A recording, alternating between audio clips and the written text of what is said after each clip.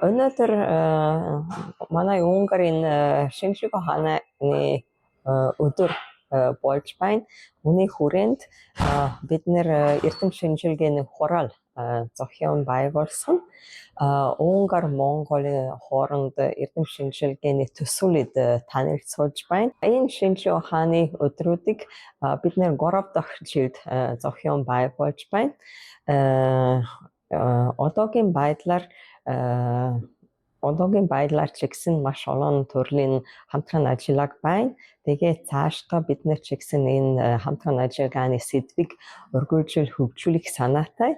Жишээлбэл уг сайтны зүйл оруулах санаатай. Тэгээд эрх зүйн, хив хууль зэрэг сэдвийг бас бид нэр одоо судалж байна.